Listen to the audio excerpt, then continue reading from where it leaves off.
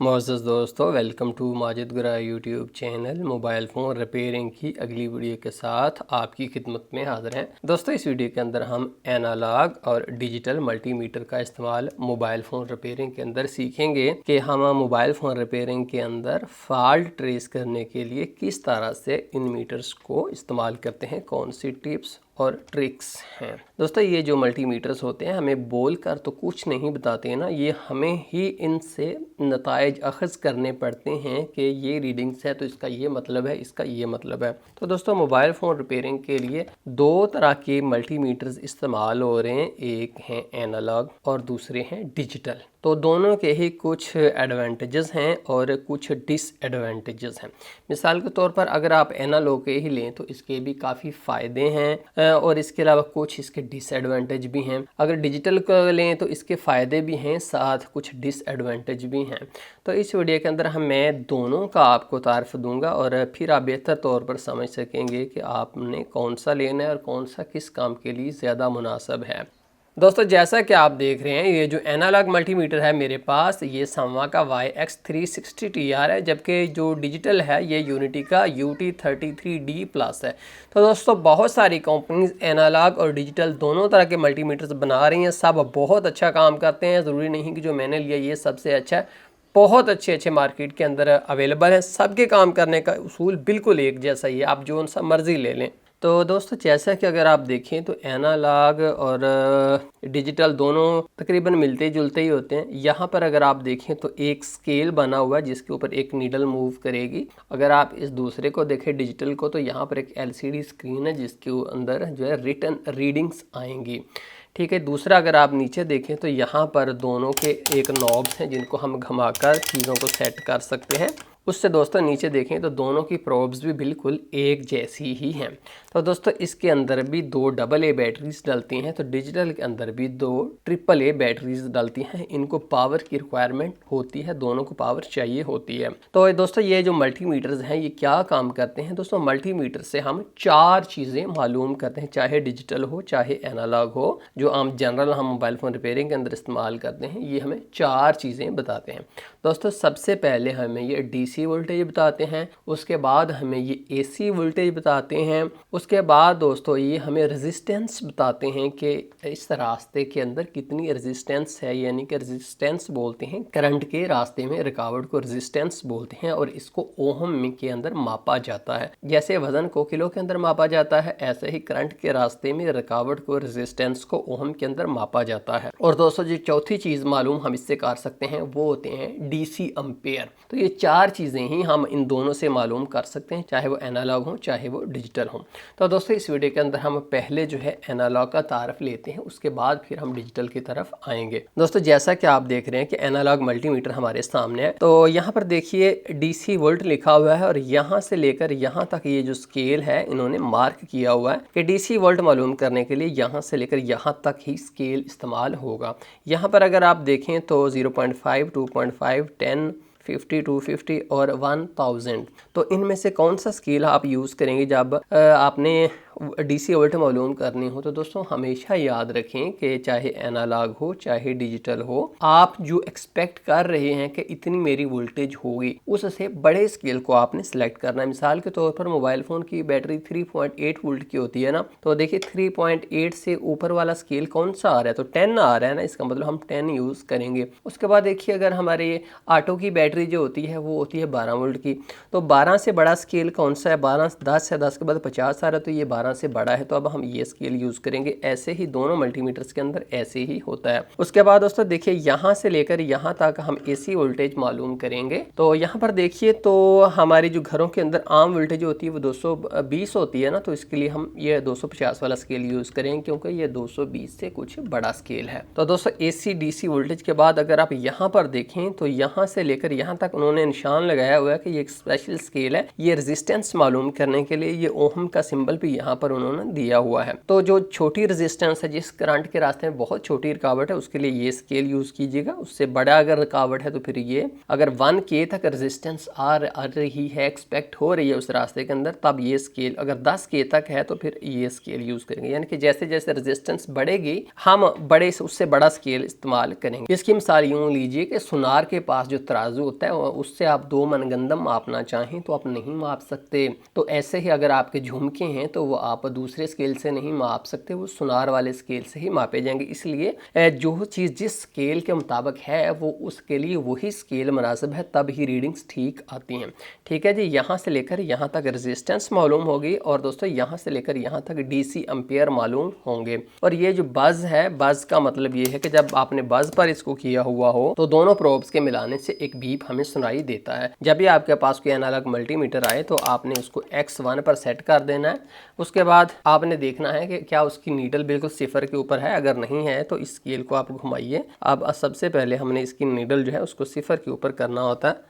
तो देखिए इसकी नीडल जो है 0 के ऊपर हो गई, तो ये आपने फिक्स करना। तो उसके बाद दोनों प्रोब्स को आप आपस में मिलाएं, तब आपने इसको ये जो चीज़ है इसको घुमाकर इस वॉल्यूम को आपने इसको बिल्कुल 0 के ऊपर सेट कर देना। ये देखिए तकरीबन 0 के ऊपर आ गया। तो अब ये सेट हो चुका है, अब ये इस्तेमाल करने के लिए रेडी है। तो दोस्तों ये था इसका वैसे तारफ। अब हम मोबाइल फ़ोन रिपेयरिंग के अंदर इसको इस्तेमाल करके देखते हैं कि हमने इसको कैसे यूज़ करना है, क्या क्या हमें ये फॉल्ट ट्रेस हम इससे कर सकते हैं। तो उसके लिए दोस्तों ये देखिए मेरे पास एक मोबाइल फ़ोन है। अब यहाँ पर मैं आपसे एक सवाल करता हूँ कि देखिए ये इसकी बैटरी के 2 कनेक्टर हैं, ये नेगेटिव है और ये पॉजिटिव है। अगर मैं आपको कहूँ कि यार ये जो नेगेटिव है यहाँ से ये कहाँ पर जा रहा है, कौन से कंपोनेंट के अंदर जा रहा है, तो आप मुझे वैसे बता सकते हैं? ये आपसे सवाल है मेरा। और उसके बाद मैं दूसरा आपसे क्वेश्चन ये करता हूँ कि ये जो इसका पॉजिटिव है यहाँ से ये किस कंपोनेंट के अंदर जा रहा है। तो आप यकीनन ये कहेंगे कि हमें नहीं पता कि ये इसके कनेक्शन कहाँ पर जाते हैं। तो उसके लिए देखिए हम इसको X1 के ऊपर सेट कर देते हैं अपने मल्टीमीटर को। उसके बाद जब दोनों प्रोब्स आपस में मिलती हैं तो देखिए यहाँ पर एक रेड कलर की लाइट जलती है। तो मैं आपको बताना चाहूँगा कि ये कॉन्टीन्यूटी की लाइट होती है। जब दोनों प्रोब्स आपस में मिलती हैं, करंट 100% पास हो रहा होता है, उस वक्त ये लाइट जलती है। यहाँ पर भी आप देखें तो ये 1 से 0 के करीब ही है। अगर इस 0 के करीब ही है मतलब कि कोई भी करंट के रास्ते में रेजिस्टेंस नहीं है। तो अब ये फाइंड करने का बहुत आसान तरीका है कि देखिए मैं ये जो नेगेटिव है, नेगेटिव मैंने नेगेटिव के अंदर लगा दिया, पॉजिटिव मैं यहाँ पर लगाता हूँ तो देखिए इशारा जला, इशारा जला, इशारा जला। जहाँ पर भी मैं लगाता हूँ तो मेरा इशारा मुसलसल जल रहा है। इसका मतलब है कि ये जो चीज़ है ये बोर्ड से कनेक्टेड है। अब नेगेटिव जो है पूरे बोर्ड के ऊपर फैला हुआ होता है। आज हमें पता चल गया कि पूरा बोर्ड जो होता है हमारा PCB, इसके ऊपर नेगेटिव पॉइंट हमारा फैला हुआ होता है। देखें अगर मैं यहाँ पर किसी और कंपोनेंट से लगाता हूँ तो सुई देखिए बहुत पीछे है, सुई उस लेवल पर नहीं गई। अब सुई देखें तो 3 के पास है, जबकि यहाँ पर मैं लगाता हूँ तब सुई उस पॉइंट के ऊपर जा रही है। यहाँ पर भी देखें तो फिर भी उधर ही जा रही है। तो दोस्तों इससे हमें आज पता चल गया है कि नेगेटिव पॉइंट जो है पूरे PCB के ऊपर फैला हुआ होता है। अब उससे आगे चलिए कि अब हमने देखना है कि ये इसका पॉजिटिव है, ये कहाँ कहाँ पर गया हुआ है। अब ये जो मेरा नेगेटिव है मैं इसके पॉजिटिव के साथ लगा देता हूँ, पॉजिटिव के साथ लग गया। तो अब यहाँ पर रखिए, देखिए अब हमें इससे पता चल रहा है कि हमारा पॉजिटिव जो है वो इन पॉइंट्स के अंदर नहीं गया हुआ। तो अब कहीं पर और इन कंपोनेंट्स को अंदरूनी तौर पर लगा कर देखिए सबको बारी बारी। ये देखिए, हाँ जी, ये पॉजिटिव यहाँ पर इस पॉइंट के अंदर भी गया हुआ है। उसके बाद दोस्तों यहाँ पर लगाकर देखिए, यहाँ पर भी हमारा पॉजिटिव गया हुआ है, यहाँ भी गया हुआ है। यहाँ देखिए नहीं गया, यहाँ भी नहीं गया, यहाँ भी नहीं गया, यहाँ भी नहीं गया, यहाँ भी नहीं गया, यहाँ भी नहीं गया, यहाँ भी नहीं गया। अरे यहाँ पर भी पॉजिटिव गया हुआ है। अगर दोस्तों अब मैं बैटरी की तारें यहाँ पर इस पॉइंट पर पॉजिटिव पर लगाने के बजाय मैं सीधी यहाँ पर लगा दूँ तब भी मेरा मोबाइल फ़ोन चल पड़ेगा, क्योंकि मुझे पता चल गया कि ये पॉजिटिव जो है ये घूमता घुमाता हुआ इस पॉइंट तक, इस रजिस्टर तक भी पहुँचा। जैसे कि अगर आप देखें तो कोई भी रुकावट नहीं है, कॉन्टीन्यूटी की मुसलसल हमें लाइट जल रही है। तो इस तरह से दोस्तों आप फाइंड कर सकते हैं कि कौन सा कनेक्शन कहाँ पर क्या हुआ है। अब इसी चीज़ को, इसी तजर्बे को हमने और आगे लेकर जाना है कि हम किस तरह से इससे फॉल्ट फाइंडिंग कर सकते हैं।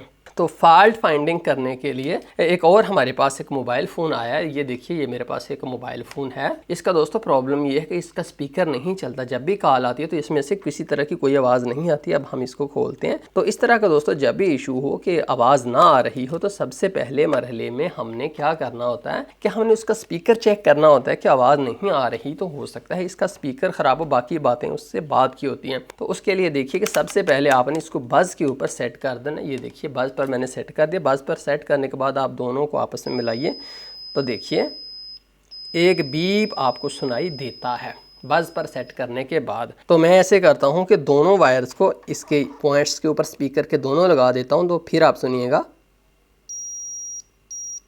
देखिए आपको आवाज़ आ रही है। अगर मैं दोनों आपस में मिलाता हूँ तो फिर इसके जो अंदर है, मल्टीमीटर के अंदर जो स्पीकर है वो चलता है। लेकिन जब मैं इन दोनों प्रोब्स को लगाता हूँ तो ये स्पीकर के अंदर से आवाज़ आ रही है। इसको मैं आपको यूँ बताऊँगा कि देखिए अभी मैंने माइक आपका इसके पास लगा दिया है। तो अब देखिएगा आपको वाज़े तौर पर आवाज़ सुनाई दे रही है कि हमारे स्पीकर के अंदर से आवाज़ आ रही है। तो इसका मतलब दोस्तों ये हुआ कि इसका स्पीकर ठीक है। यूं ही आपने कोई भी स्मार्टफोन हो, उसका आपने स्पीकर चेक करना हो तो स्पीकर को अपने सामने रखिए, दोनों पॉइंट उसके साथ लगा दीजिए। आपको बीप सुनाई दे जाए तो इसका मतलब है कि स्पीकर ठीक है। ऐसे ही दोस्तों अगर जब आपने एयर पीस चेक करना हो मोबाइल फ़ोन रिपेयरिंग के अंदर तो भी आप मल्टीमीटर को ही यूज़ करोगे। तो देखिए एयर पीस है, यानी कि कान वाला छोटा सा स्पीकर स्मार्टफोन का, तो इसमें से भी हमें बीप सुनाई दे रहा है। अब दोस्तों एक और स्पीकर तीसरा हम लेकर इसके साथ एक्सपेरिमेंट करते हैं। तो देखिए यहाँ पर दोनों पॉइंट के साथ लगाने से किसी तरह की आवाज़ नहीं आई, जो इस बात का सबूत है कि ये स्पीकर ख़राब है। इसके अलावा दोस्तों देखिए ये मेरे पास एक वूफर वाला स्पीकर है ना, यहाँ पर जो स्पीकर है इसके अंदर बंद है, इस कॉइल के अंदर, ये डब्बी के अंदर। तो अगर ऐसी सूरत में हमने चेक करना हो कि ठीक है या नहीं, तब हम इसको काट कर नहीं चेक करेंगे, जस्ट स्पीकर को सामने रख के पॉजिटिव नेगेटिव लगाएंगे।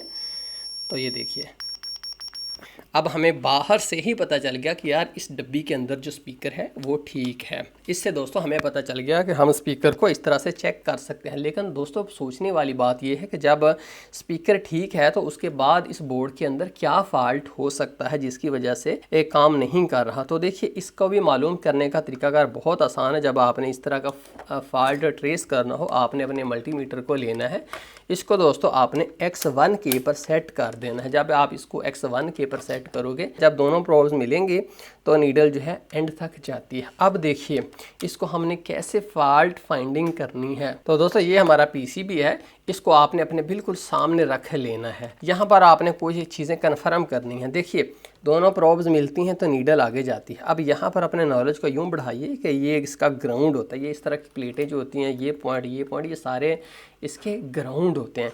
तो ये मैंने नेगेटिव जो है ग्राउंड के ऊपर लगा दिया। अब मेरे हाथ में दूसरी प्रोब जो है यहाँ पर लगाता हूँ तो नीडल आगे गई है। देखिए यहाँ पर लगाता हूँ तो भी आगे गई है। यहाँ पर मैं लगाता हूँ, यहाँ पर लगाता हूँ, ये जो पॉइंट है इस पर लगाता हूँ, यहाँ पर रजिस्टर के साथ, ये देखिए छोटे छोटे कंपोनेंट्स के साथ, जिसके साथ भी मैं लगाता हूँ तो नीडल आगे जाती है। इसका मतलब ये होता है कि करंट कहीं ना कहीं से पास हो रहा है। अब हमने चेक करना है, सबसे पहले ये पॉइंट कन्फर्म करना होता है कि क्या ये जो स्पीकर के दोनों पॉइंट हैं ये बोर्ड के साथ कनेक्टेड हैं, कहीं ऐसा तो नहीं रास्ते में टूटे हुए हों। तो उसके लिए इस पॉइंट के ऊपर रखिए, कोई रीडिंग्स आती हैं तो देखिए नीडल आगे गई। इसका मतलब ये है कि ये जो ऊपर वाला पॉइंट है ये बोर्ड से कनेक्टेड है। अब मैं नीचे वाले पर लगाता हूँ तो देखिए किसी तरह की मूवमेंट यहाँ पर नहीं हुई। इसका मतलब ये है कि ये जो नीचे वाला पॉइंट है ये बोर्ड से कनेक्टेड ही नहीं। यहाँ पर कोई ना कोई रीडिंग आनी चाहिए। हमेशा दोस्तों याद रखिए कि आप मोबाइल फ़ोन रिपेयरिंग के अंदर इस तरह के आपको इशू आएंगे। कभी माइक नहीं चलेगा, कभी स्पीकर नहीं चलेगा, कभी चार्जिंग बेस नहीं आएगी। अब ऐसी सूरत में, तमाम सूरत हाल में आपको पहले इस तरह से बोर्ड से उनके कनेक्शन चेक करने हैं। अगर वो कनेक्शन नहीं है तब आपने उस एरिया के ऊपर गौर करनी है, उसका पीछा करना है कि ये कनेक्शन कहाँ जाता है, फिर कहाँ जाता है, फिर कहाँ जाता है। एंड तक आपने उसको ढूंढना है और फिर लगा देना है और उसके बाद दोबारा फिर आपने रीडिंग को चेक करना है। तो ऐसी सूरत में अगर ये आप ट्रेसिंग करते हैं तो उसके बाद भी नहीं चलता तो इसका मतलब ये होता है कि मोबाइल फ़ोन के अंदर जो आईसी है, जो आवाज़ के सिग्नल बनाता है, वो ख़राब है। तो आइए ज़रा इस चीज़ को ज़रा हम कन्फर्म करते हैं कि ये ठीक क्यों नहीं है। हम इस पॉइंट के ऊपर जूम करके देखते हैं कि यहाँ पर क्या सिचुएशन चल रही है। जैसा कि दोस्तों आप देख रहे हैं कि ये दो पॉइंट है। ये पॉइंट देखिए सीधा यहाँ से आ रहा है, यूँ गुजरता यहाँ पर आता है, यहाँ से यहाँ पर आ रहा है, फिर यूँ और यूँ इस रजिस्टर के अंदर, और फिर यहाँ से बोर्ड के अंदर चला जाता है और फिर अंदर ये यहाँ पर नीचे ये जाएगा। अगर दूसरे पॉइंट को अगर आप देखें तो ये यहाँ से यूँ गुजरता है, फिर यहाँ आता है, फिर यहाँ आने के बाद यहाँ पर इस रजिस्टर के अंदर आता है, फिर बोर्ड के अंदर ये यहाँ से चला जाता है। लेकिन दोस्तों अगर आप इस रजिस्टर के ऊपर गौर करें, मुझे तो ये वाज़े तौर पर दिखाई दे गया, मैं जूम करके आप लोगों को भी दिखाता हूँ। तो देखिए ये रजिस्टर जो है यहाँ पर आप देख रहे हैं कि फुली क्रैक्ड है, फुल ये क्रैक हो चुका है। अब हम क्या करेंगे, हम इसको यहाँ से वैसे ही उतार देते हैं और इसकी जगह हम इसके पॉइंट को वैसे ही आपस में शॉर्ट कर देते हैं, तो हम उससे हमारा मसला हल हो जाएगा। रजिस्टर पहले वाला हमने उतार दिया,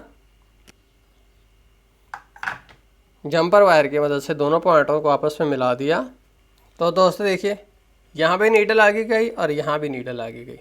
दोस्तों आइए अब अपने तजर्बे को ज़रा मज़ीद आगे बढ़ाते हैं। देखिए ये मल्टीमीटर के ऊपर आप गौर करें तो यहाँ पर दोस्तों लिखा हुआ है X1 तो लिखा हुआ है, साथ अगर आप देखें तो लिखा हुआ है 150 mA, यानी कि अगर इस पर होगा ये लेवल सेट होगा तो ये जो दोनों प्रोब्स हैं इनके अंदर करंट भी आएगा।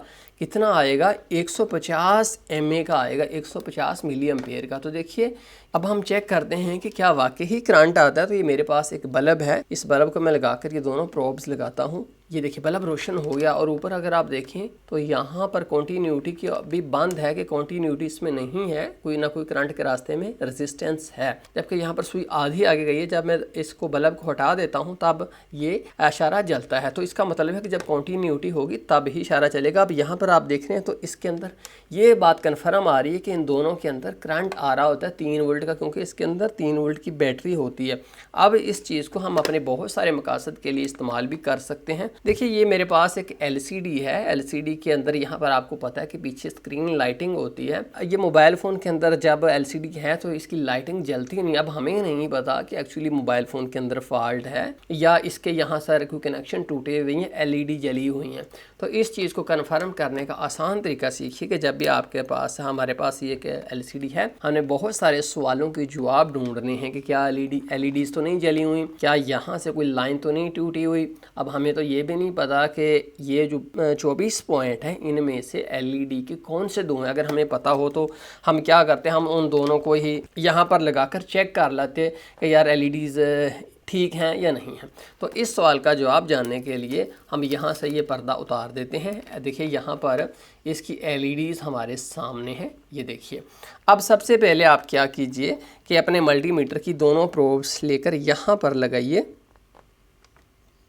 ये ले, जली नहीं, LEDs नहीं जली तो कोई बात नहीं, हम इनको इंटरचेंज करके फिर लगा कर देखते हैं। तो देखिए यहाँ पर हमें पता चल गया कि इसकी LEDs बिल्कुल ठीक हैं, सारी की सारी LEDs रोशन हो रही हैं। ठीक है जी। अब दूसरा सवाल हमने ये तलाश करना है कि क्या इसके कनेक्शन यहाँ से दोनों तरफ से गुजरकर यहाँ स्ट्रिप के अंदर आ रहे हैं कि नहीं आ रहे। बहुत आसान है। देखिए यहाँ पर LED जल रही हैं, एक तार को वहाँ से उठा लीजिए, उस तार को अब यहाँ पर इन तमाम पॉइंट्स के ऊपर लगा कर देखिए।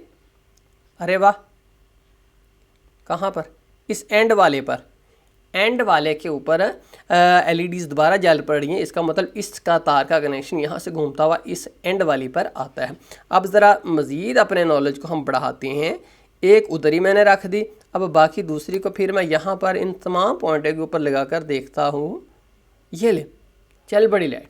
अब मुझे पता चल गया कि LED के कनेक्शन जो हैं इन 2 पॉइंटों के अंदर आ रहे हैं और कनेक्शन मौजूद हैं और ये बिल्कुल ठीक है। तो देखिए मल्टीमीटर की मदद से हमने अपने सवालों के जवाब तलाश कर लिए कि LEDs बिल्कुल ठीक हैं, ये स्ट्रिप बिल्कुल ठीक है और इन 24 तारों में से सिर्फ आखिरी 2 के अंदर LED के कनेक्शन हैं। तो ऐसे ही आपने अपने नॉलेज को, इस मीटर को अकल से इस्तेमाल करते हुए अपने सवालों के जवाब तलाश करने हैं। तो दोस्तों जब आपने इस मीटर से वोल्टेज मालूम करनी हो, DC वोल्ट भी कितने वोल्ट आ रहे हैं, तो फिर उसके लिए यहाँ पर चूंकि एक स्केल होता है, स्केल के ऊपर रीडिंग्स थोड़ी सी मुश्किल होती हैं हमारे लिए समझनी। तो ऐसी सूरत में वहां पर डिजिटल मल्टीमीटर जो है वो ज़्यादा बेहतर हमारे लिए साबित होते हैं। तो दोस्तों इस मीटर के अंदर भी सारी की सारी ऑप्शन बिल्कुल वैसे ही होती हैं जैसे कि हमने एनालॉग के अंदर देखी, लेकिन यहाँ पर एक स्केल के अंदर बताया जाता है, हमें डिजिटल फॉर्म में सब कुछ मिलता है। मिसाल के तौर पर बज़ की ऑप्शन देखें तो यहाँ पर भी ये बज़ की ऑप्शन है, बज़ के ऊपर है, दोनों प्रोब्स मिलाएं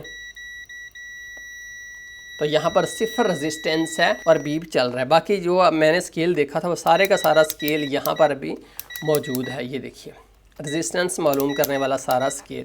जब आपने डीसी वोल्ट मालूम करने हो तो ये सारा स्केल यहाँ से डीसी वोल्ट मालूम करने के लिए, तो एसी वोल्ट मालूम करने हो तो ये स्केल है। बिल्कुल उसकी तरह थोड़ा सा फ़र्क है लेकिन सब कुछ वैसा ही है। अब देखिए बैटरी की वोल्टेज हमने मालूम करनी हो तो उसके लिए हम सबसे छोटा स्केल जो है ये तो मिली के अंदर है, लेकिन ये 20 वोल्ट तक ये स्केल इस्तेमाल होगा। हम इसको सेलेक्ट करने के बाद दोनों इसकी प्रोब्स लगा देते हैं, तब हम देखिए तो देखिए 3.89 वोल्ट आ रही है। और यहाँ पर दोस्तों अगर आप देखिए तो साथ नेगेटिव भी लिखा हुआ आ रहा है। इसका मतलब यह है कि ये जो मैंने दोनों तारें लगाई हैं ये मैंने उलट लगाई हैं। अब मैं इनको यूं करता हूँ तो अब देखिए अब नेगेटिव का लफ्ज़ जो था साथ ख़त्म हो गया साइन नेगेटिव का, तो इससे हमें पता चला कि अब जो वोल्टेज आ रही है वो दुरुस्त है। अब ये इसका पॉजिटिव है और ये नेगेटिव है, ये भी हम मल्टीमीटर की मदद से ही मालूम कर सकते हैं कि कौन सा पॉइंट पॉजिटिव है और कौन सा पॉइंट नेगेटिव है। तो इसमें भी मल्टीमीटर इस्तेमाल होता है। ऐसे ही जब हमने एसी वोल्टेज चेक करनी हो तो वो भी हम मल्टीमीटर की मदद से अपनी एसी वोल्टेज भी चेक कर सकते हैं।